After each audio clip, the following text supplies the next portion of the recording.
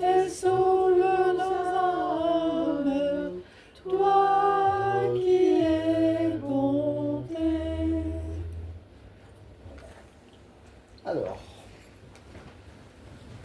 vous avez froid? J'éteins? Comment on va Oui, exploser?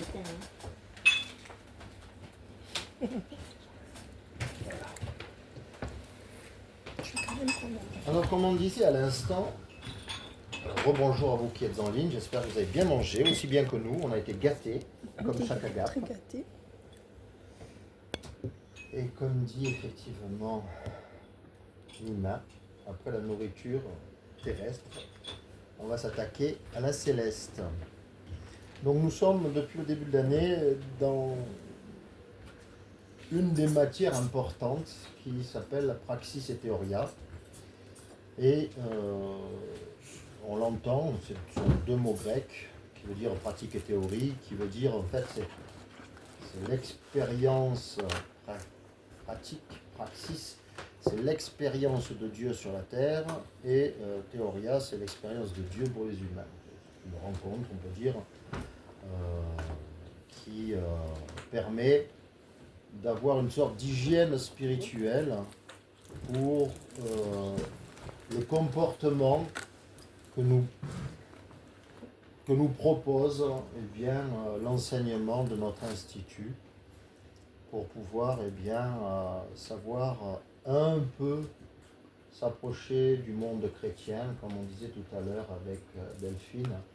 Être chrétien, c'est pas vrai, nous essayons de l'être, ça c'est plus juste. Voilà. Alors, on va reprendre peut-être pas tout, mais on va se remettre en situation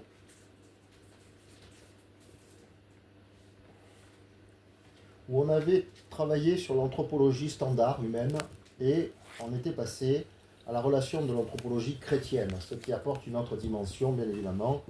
C'est une dimension spirituelle où on passe du Big Bang à la création et l'acceptation que Dieu ait fait le monde et tout ce qui s'y meut. Nous avions vu, alors on va le brasser un peu rapidement parce qu'après il y a quand même la phase prévue pour aujourd'hui, où je vous conviais à lire ce fameux livre de Monseigneur Jean, Saint Jean de Saint-Denis, Le chemin de l'homme. Vous savez que c'est un livre exceptionnel qui parle d'anthropologie quelque part concrète et qui nous permet de savoir ce que nous sommes. Et ce que nous sommes, nous avions vu que nous étions un triptyque, une trichotomie, corps, âme et esprit, et dont l'esprit se nommait le nous, c'est un mot grec, N-O-U-S, sur le U, il y a un petit tréma grec. Et nous avions vu que grâce à l'apôtre Paul, eh bien, il nous avait fait découvrir 9 parties de l'être humain. Comme je dis, les enseignements, il ne faut jamais les absolutiser, mais par contre, il faut quand même aussi leur faire confiance comme étant un appui pour la compréhension des Écritures. Et ces 9 parties de l'être humain étaient les suivantes. 3 corps, 3 âmes et 3 esprits. Une sorte de triadologie, on pourrait dire.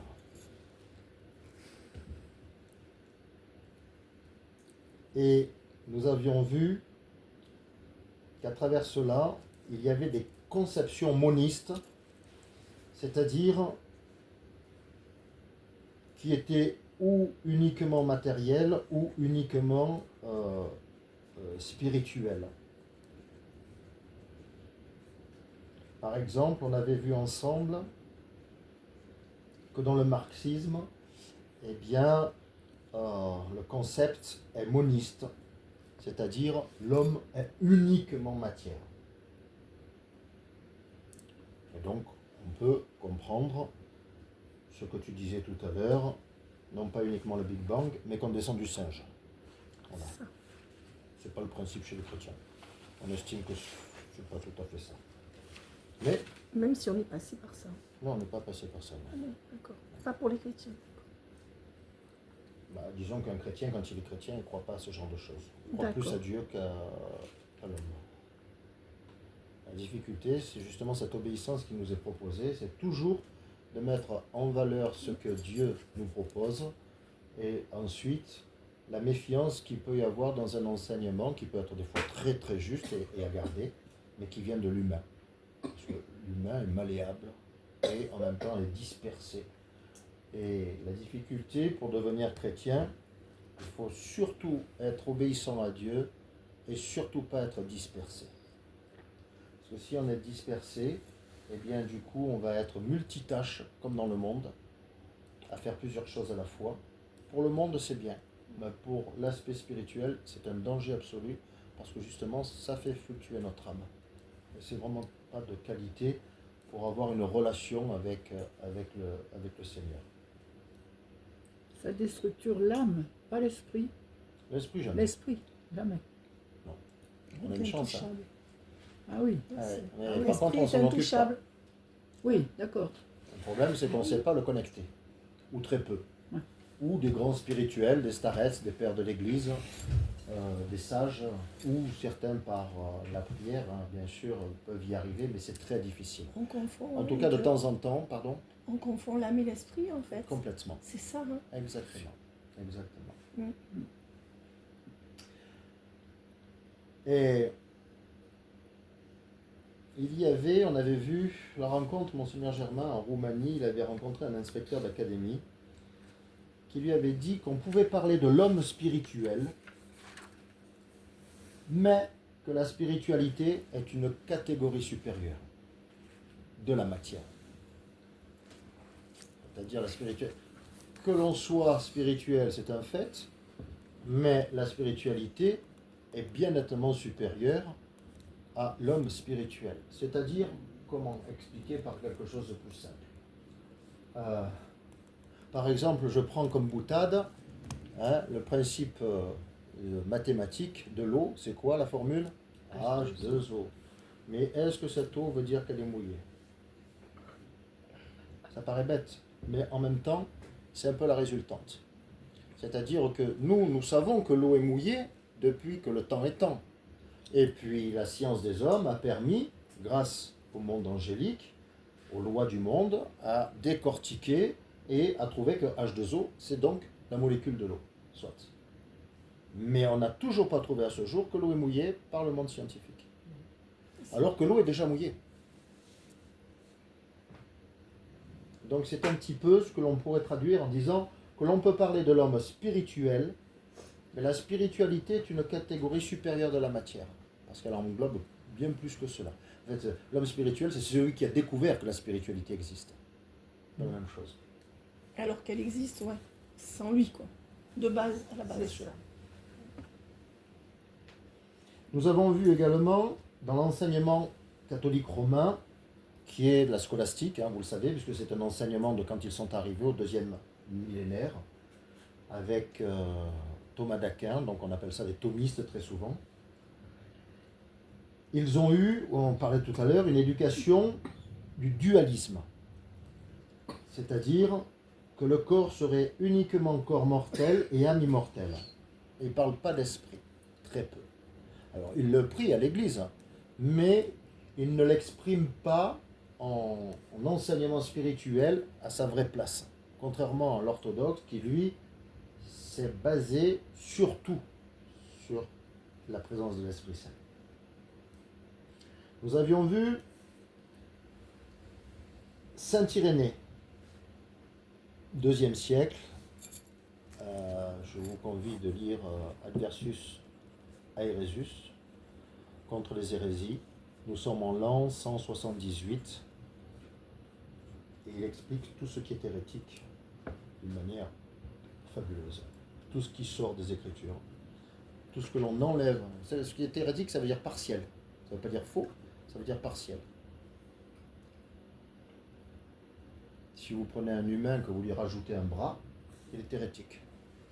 Si vous prenez un humain que vous lui enlevez un bras, il est hérétique. Un humain normal a 2 bras.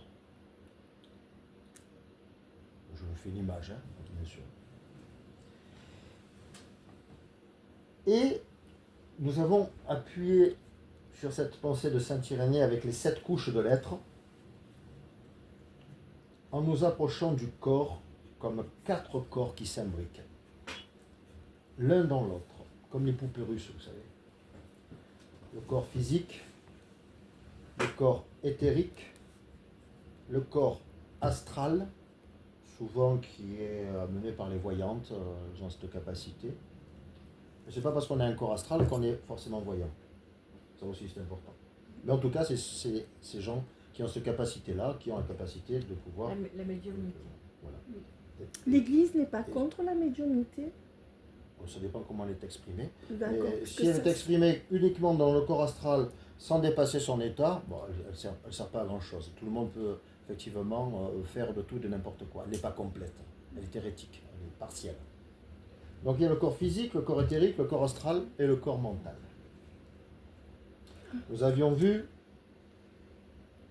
que dans l'existence contemporaine, et en particulier chez les psychologues et les psychiatres, il y aurait, il l'exprime autrement, mais 3 âmes. L'âme psychique, l'anima et l'âme spirituelle ou angélique. Je fais le débriefing pour qu'on rentre ensuite dans le sujet. Donc on a vu le corps, on vient de voir l'âme, et l'esprit est unique. La conception de cet esprit est unique et en même temps triple, parce qu'il a 3 appellations. Ou en français, nous avons une difficulté, parce que la langue est pauvre par rapport au grec. Et en grec, par exemple, l'esprit, vous savez, en français, quand on dit j'aime ma femme, j'aime le chocolat, j'aime mon chien. Oui, c'est le même mot. C'est pas très délicat. Hein. Alors qu'en grec, il y a Eros, Agapé et Philios. Donc, du coup, Une nuance. on sait de quoi on parle d'entrée quand on parle le grec. Pas le grec de maintenant, parce qu'il s'est appauvri comme nous tous, mais le grec, on va dire, liturgique ou biblique, ou le grec ancien, eh bien, on avait cette notion de savoir où nous en étions. Dès qu'on lançait le mot amour, par exemple, celui-ci, on savait où nous en étions. Et est arrivé pour l'esprit, c'est la même chose. Nous avons, oh, il fait du mauvais esprit, oh là là, il a de l'esprit, ou alors, oh cet esprit, ou alors j'ai vu un esprit, voilà. C'est toujours le même mot. C'est gravissime, hein, quand même. Elle est difficile, cette langue, à cause de notre pauvreté. Et pourtant, elle est riche en vocabulaire, en grammaire et en toute autre chose. Eh bien, en grec, le mot esprit,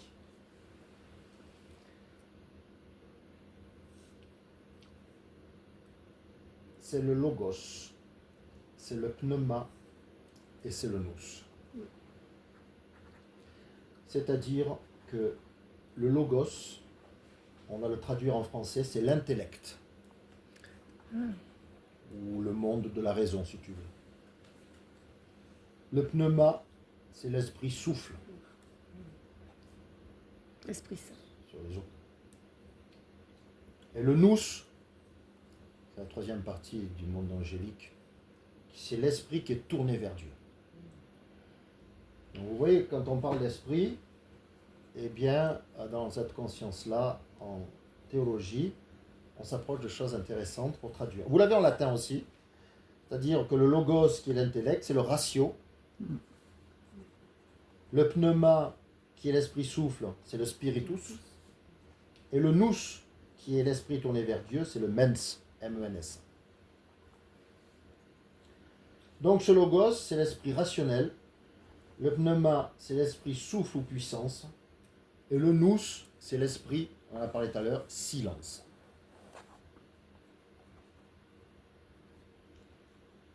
Nous avions vu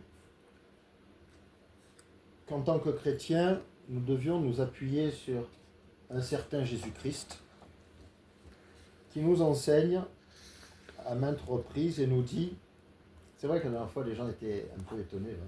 Il nous a enseigné que 3 ans de ministère, c'est pas beaucoup au final. Et pourtant, il a laissé toute l'humanité perplexe de la présence de Dieu, que 3 ans de son ministère. Et il nous dit, recherchez le royaume des cieux le reste vous sera donné par surcroît. Alors qu'est-ce qu'on fait de notre quotidien et de notre temps? C'est l'inverse. On recherche tout ce qu'il y a dans le monde. Et la présence de Dieu, on verra plus tard. Parce qu'elle est impalpable. Ouais, la difficulté, c'est que mettre Dieu au centre de notre vie n'exclut pas notre vie. Et au contraire, l'améliore. Et je peux vous le dire par expérience. Au début, je me rappelle, en tant qu'homme en plus, on est plus frileux à la prière que les femmes. Eh bien, je vous assure que quand je m'y suis mis, j'ai dit ça va me faire perdre du temps parce que je ne vais pas pouvoir faire le reste. Mais quand je m'y suis mis, j'ai vu que le reste, non seulement j'arrivais à le faire, mais beaucoup plus. Je dis tiens, je me suis fait avoir. Il y en a quelques-uns qui se font avoir. Hein. Voilà. Donc il nous dit, recherchez le royaume des cieux, le reste vous sera donné par surcroît. Et le royaume des cieux, c'est notre esprit. En nous, c'est notre esprit personnel. Et dans cet esprit personnel, il y a l'image de Dieu, l'image et la ressemblance. Et c'est quoi? C'est l'image de la très sainte Trinité, que l'on retrouve dans l'énergie de l'homme, l'énergie logique, l'énergie souffle ou puissance, et l'énergie silence, qui est celle que l'on recherche en entrant dans la prière du cœur. Vous savez, cette prière très courte, qui permet un peu comme dans le yoga de faire des mantras. Mais seulement, dans le yoga, c'est autre chose, c'est-à-dire qu'il nous amène dans un milieu, et après il vous abandonne. On ne fait plus rien. Alors on est bien, c'est pas mauvais, mais c'est pas suffisant. Il faudrait presque faire du yoga avant la liturgie. Parce qu'au moins, dedans, on y met qui? On y fait rentrer Dieu. Mais sinon, faire du yoga que pour du yoga, eh bien, on arrive dans cette espèce de nirvana. Nirvana quoi? Il manque une dimension. On avait tenté à une époque de faire un peu de méditation avant les liturgies, mais ça ne marchait pas du tout. Il n'y avait pas l'énergie de la liturgie. C'est pas la même. Vous savez, c'est dynamique, on ne peut pas confondre les milieux. Pour les offices mineurs, on avait essayé, on avait dit que c'était bien, mais pas pour la liturgie. Ensuite, avec Delphine, tout à l'heure, on a parlé du monde angélique. Mais la dernière fois, nous en avions parlé, et ils étaient au nombre de 9. Vous savez que dans le monde musulman, par exemple, dans le Coran, ils sont sous, en dehors de Mahomet, du prophète, ils sont sous la vie du monde angélique. Et le monde angélique a un chiffre, c'est le numéro 9. Et ce numéro 9, on en parlera plus tard, quand on parle que le Christ avait les 99 brebis et va chercher la centième. Et la centième, c'est l'humanité pécheresse. Donc il laisse son troupeau de 99, c'est-à-dire le monde angélique, pour aller chercher toute l'humanité et qu'elle vienne s'agglutiner au principe du royaume de Dieu. Et donc il y a dans ces 9 hiérarchies, 3 hiérarchies angéliques.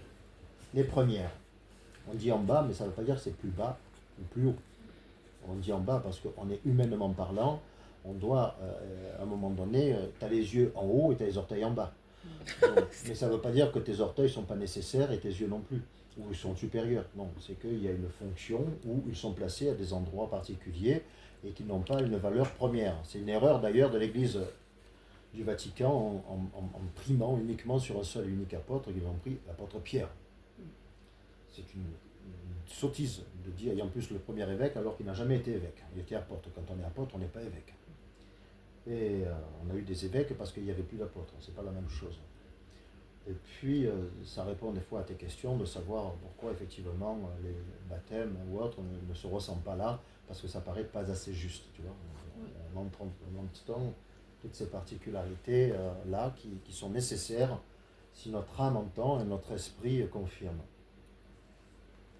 Et pareil, les protestants, eux, n'ont pris que l'apôtre Paul. Les épîtres de l'apôtre Paul, ils les connaissent par cœur. Pas en spiritualité, mais par contre, on leur dit le verset 4, ça, ils sont très forts. Et l'orthodoxe, il a gardé ce que Dieu, à travers son Fils, nous a donné, c'est-à-dire 12 apôtres. Donc on a la référence des 12 apôtres, qui ne sont pas uniquement les 12 représentants des 12 tribus d'Israël, 12 enfants d'Abraham, mais qui sont aussi les 12 faces du monde. Il y a celui qui trahit, il y a celui qui aime, il y a celui qui est spirituel, il y a celui qui, voilà. Ils ont tous, qui doutent, bien évidemment, voilà. Donc ce sont les faces aussi de l'humanité.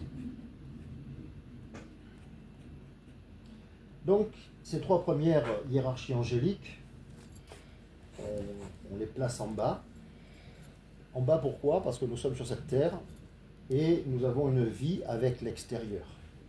Notre quotidien est fait de l'extérieur. Et ce quotidien extérieur est basé sous ces trois hiérarchies qui sont les anges, les archanges et les principautés. C'est pour moi? Oh, tiens, non, je te remercie. De quelle hiérarchie? La plus basse. Pour vous servir. Voilà. Ensuite, on avait vu qu'il y avait dans la suite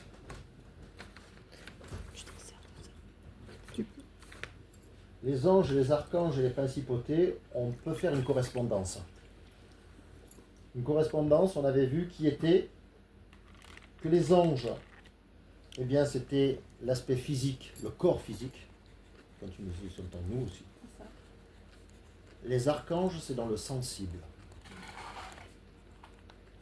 Et les principautés, c'est dans tout ce qui est mental. Et les archanges. Les archanges, ce sont dans le sensible. Et pourtant, Père Henri-Marie, si je peux me permettre, on oppose souvent le mental au spirituel. Tu sais, dans le langage commun. Donc quand tu veux dire mental, c'est toujours la partie la plus haute qui a rapport à Dieu, toi. Non, c'est pas l'esprit, c'est le mental, c'est l'âme. Ah d'accord. Puis, on a vu là, rapidement, un jour on avait fait un enseignement sur uniquement le monde angélique, vous vous rappelez, il y a quelques années, hein, Ah oui. on avait beaucoup apprécié, avec ces trois serpents aussi. Et puis, nous arrivons à la deuxième hiérarchie, en triade, parce que la première c'était donc ange, archange, principauté. La deuxième,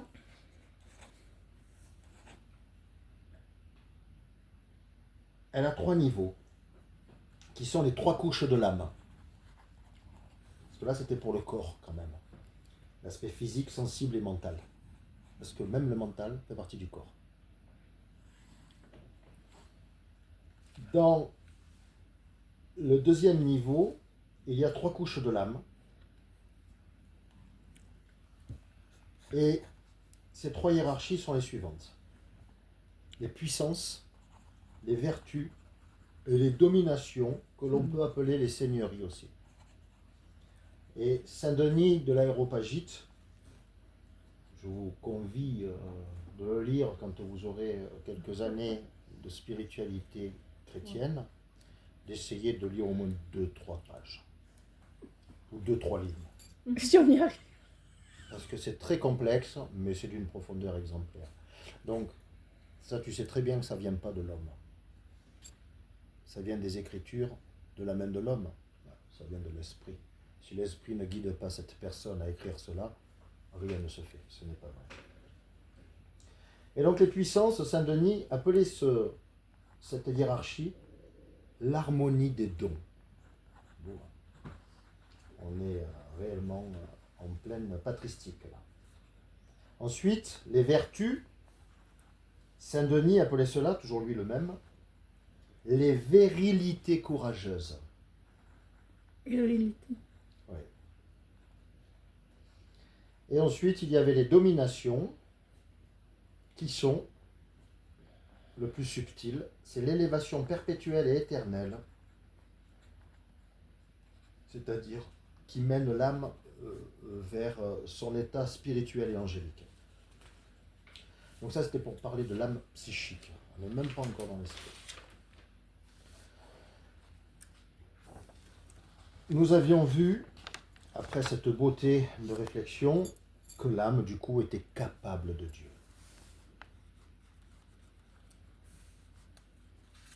Et et qu'elle était capable de l'esprit. L'esprit de l'homme. Cette âme.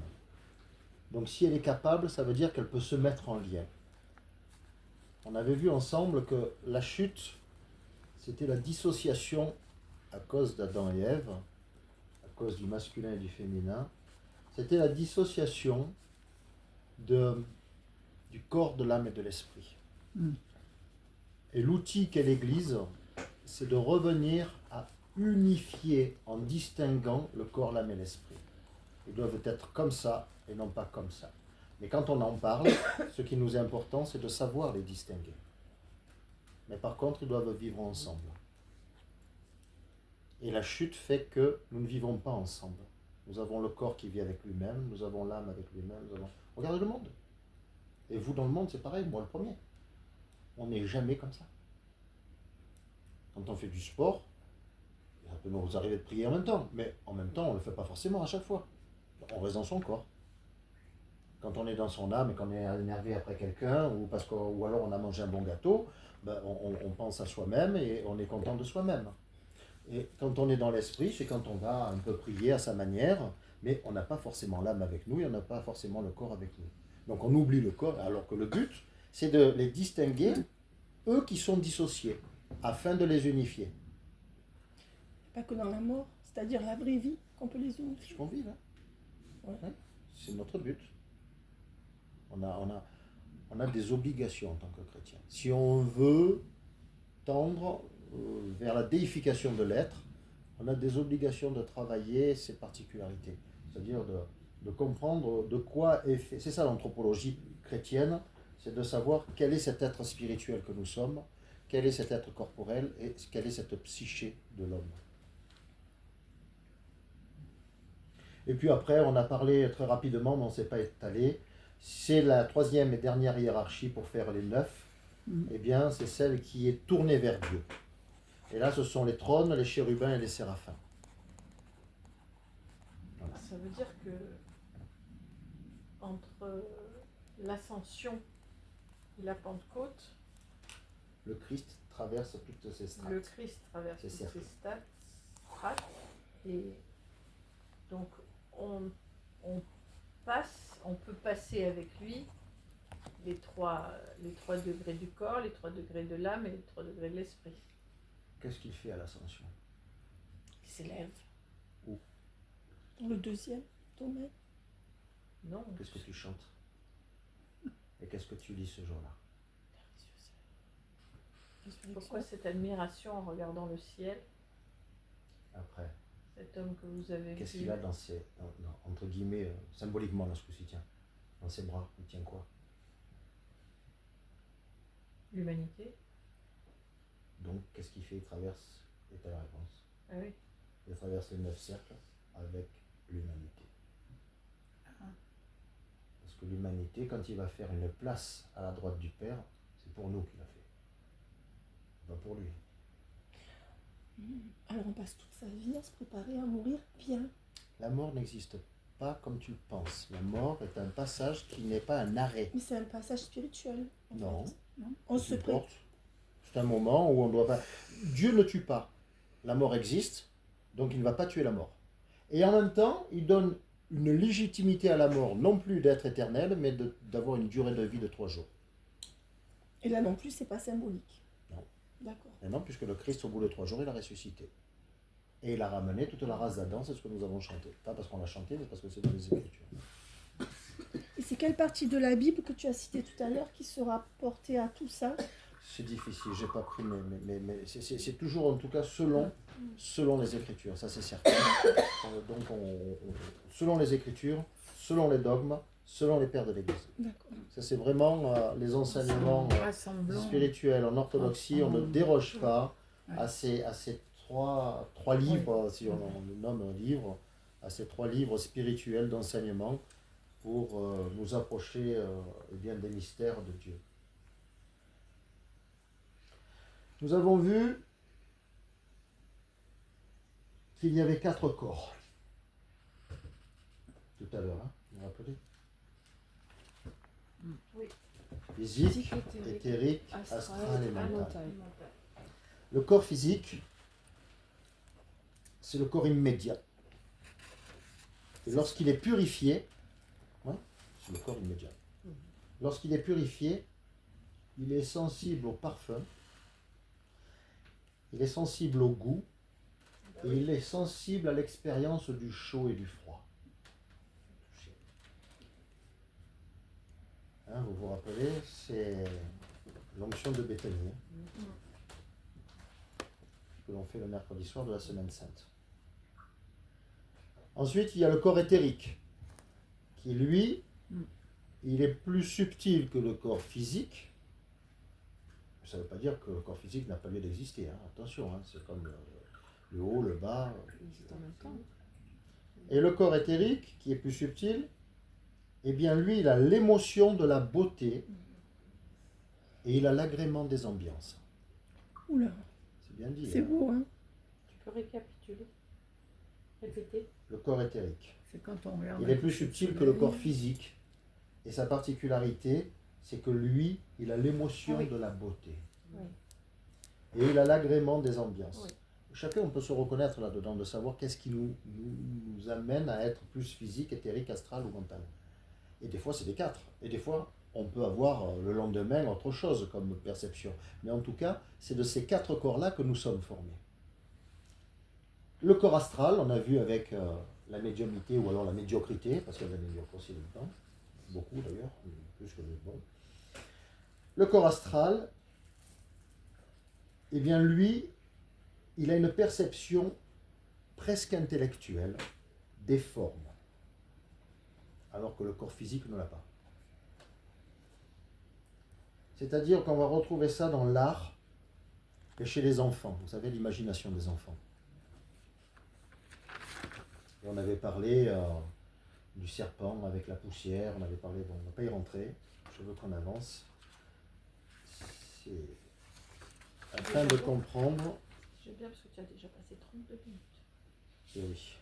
Afin de comprendre qu'il y a la réalité réelle et la réalité des contes de fées, mais qui n'est pas autre chose qu'une réalité aussi. Qu'est-ce qui nous dit ce qui est réel ou pas de ce qui est réel? En fait, il ne faut pas prendre nos habitudes pour la vérité. Oui. Et ça, on est torride, surtout en tant qu'Européens. Et puis le dernier, qui était le corps mental. Et lui, le corps mental est proche de l'âme, parce que le corps mental pense. Il a un sens des choses et des proportions. Il est lié à l'état de santé. On avait rigolé puisqu'on avait parlé de la chantilly. Tu te rappelles? Mon corps, oh là là, j'ai envie. Ça, c'est mon âme. Mon âme, elle a envie de la chantilly. Mais mon corps sait pertinemment que quand je la mange, c'est pas bon pour elle. Puis d'un seul coup, elle va manger de la salade. L'âme est moins contente. Mais par contre, mon corps sent que c'est quand même bien meilleur pour son corps. Il y a une réflexion du corps qui est là et qui est présente. Donc c'était à peu près tout ce que nous avions vu ensemble, rapidement. Continuons.